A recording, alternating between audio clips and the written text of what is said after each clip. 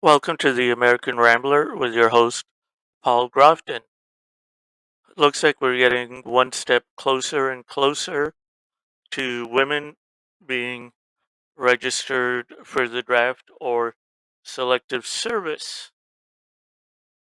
So, here is an effort to require women to register the draft gained steam last week as the House Armed Service Committee voted to include the proposal in the annual defense bill. So if the defense bill gets approved, this would get approved as well. Now, both the House and Senate defense bills include bipartisan provisions requiring women to register with the Selective Service System, meaning those provisions are likely to appear in the final version of the bill. So, ladies, get ready. No voting unless you sign up. Uh, no, no Pell Grants, no federal college funds, nothing unless you sign up. This is equality, baby. This is what men have to do. There has not been a military draft in the United States in nearly 50 years, but almost all male citizens and immigrants between the ages of 18 and 26 are required to register with Selective Service System. Well, here's something that I think you might need to know. The fact is the matter, you do not have to be at war in order for the U.S. to draft you. Now, women are a majority of healthcare workers now. They're a majority of doctors, they're a majority of nurses, they're a majority of CNAs. They're the majority in most areas of medical field. And here we are now in a second year of an epidemic saying stay home to flatten the curve, flatten the curve, flatten the curve. We would not have had to stay home if we drafted healthcare workers.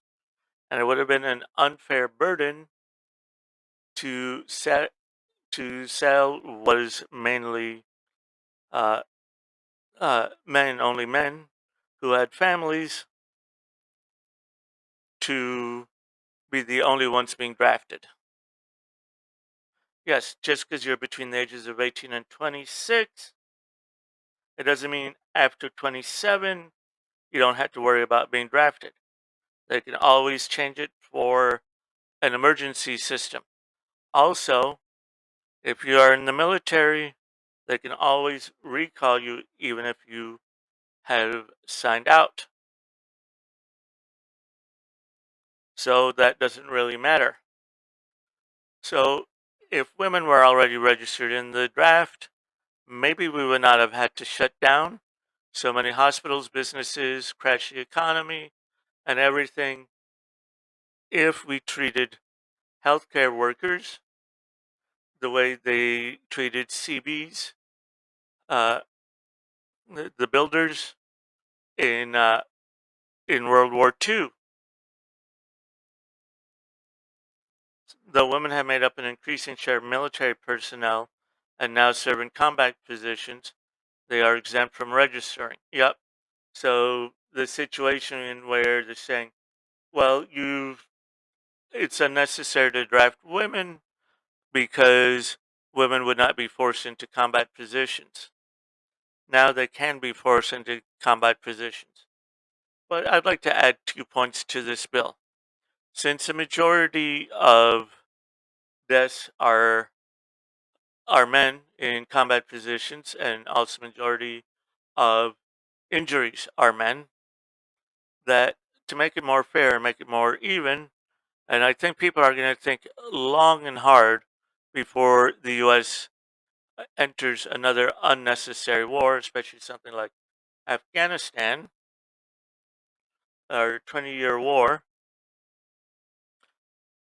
The first troop that enters should be an all-female troop. And I'd also like to add that the firstborn of every politician in in Congress and the Senate, and the president has to be in the military and be in the front line. Okay, so no, I'm not just going after women. I'm going after the ones that uh, needlessly put men in harm's way. Now, this morning they talked about the honey badgers were talking about the White Feather Brigade, saying, "Oh, we didn't have that in the U.S." Of course not, but that is a misnomer because in the U.S., getting a white feather means courage.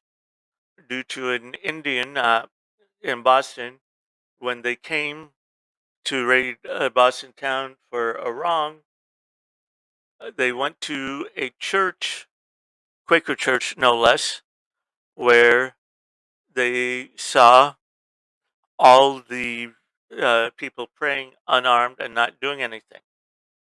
So the chief put a white feather on the door to mark as courage and to be left alone. So to substitute this, they created something called the Crimson Tide. The Crimson Tide would be that you would get a kiss on the cheek from a woman that would mark you as being a coward. Hence the name the Crimson Tide. So, and this is, you can see this registered in one of the Anne of Green Gable books. Now, here, Houlihan, the current policy of male only registration is unconstitutional discrimination. True. And Rep.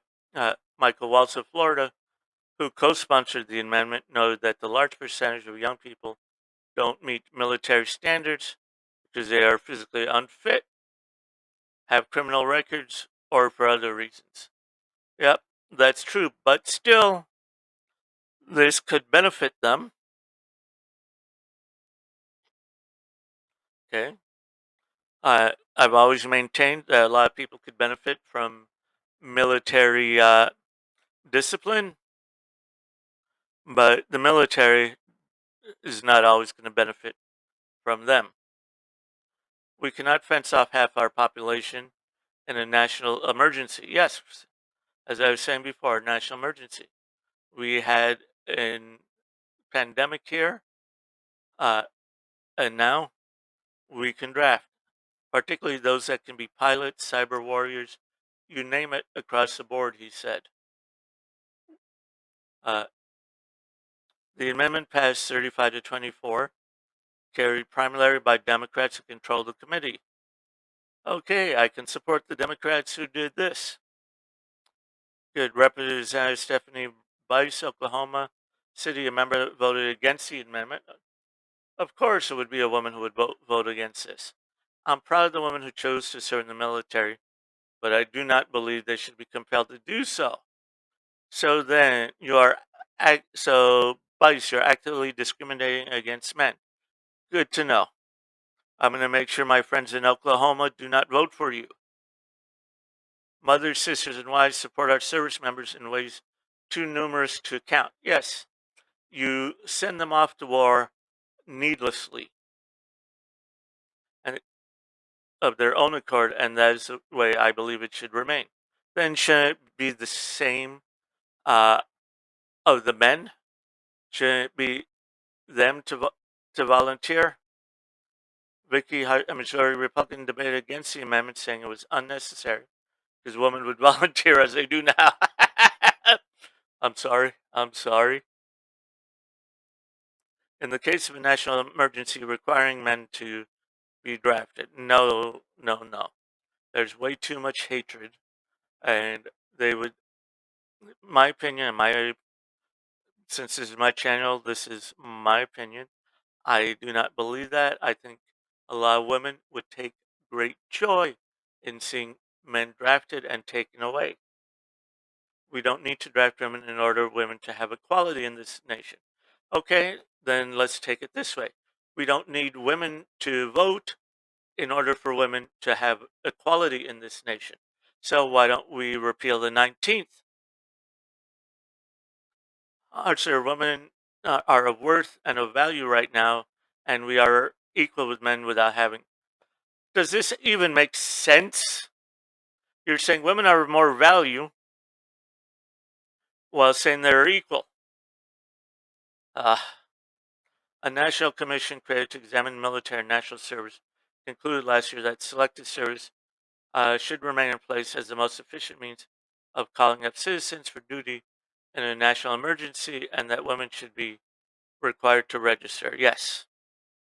Joseph J. Heck, the chairman of the Commission on Military, National, and Public Service, told the Senate Armed Service Committee in March, women have served in every war throughout American history, and more than 224,000 served in the U.S. Armed Forces.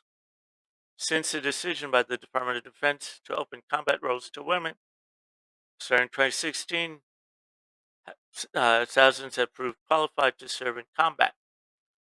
A group called the National Coalition for Men sued Selective Service System for not requiring women to register, and that case made it to the Supreme Court, and that was with a liberal bent.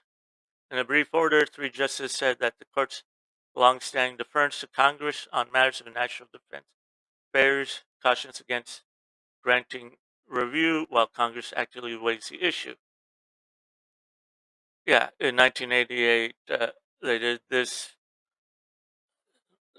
It's horrible, okay? A group of retired military generals and admirals, including Michael Hayden, who also served as CI director, and Stanley McChrystal, the former commander of U.S. forces in Afghanistan, argued to the Supreme Court this year that women should be required to register since they are now eligible for combat. Yes, and doubling the potential draftees would do more than give the military an opportunity to draw and a larger pool of qualified candidates to meet its needs. Yes, and also remember, a majority of women are now college graduates, so it would make them more likely for them to be officers. According to the former military leaders, more than two were deployed to Iraq and Afghanistan after September 11th. Yes, so the reality is what's going to happen with women is women are going to become support services. They're not going to be sent out to combat, and more men are going to be sent to the front lines. That's the reality of this. Under the amendment approved by the House, the requirement for women to register would go into effect 1 year after the defense bill is signed into law. Though Bice opposed the amendment on women registering for the draft, she voted for the overall defense bill last week in committee. Likewise, Oklahoma Senator Jen Inhofe, the top Republican on this, opposed the committee Inhofe provision requiring women to register, but supported the overall bill. So, ladies, put your big girl panties on and get ready to head to the post office and sign up. And this came from, I like the name, the Oklahoma Man.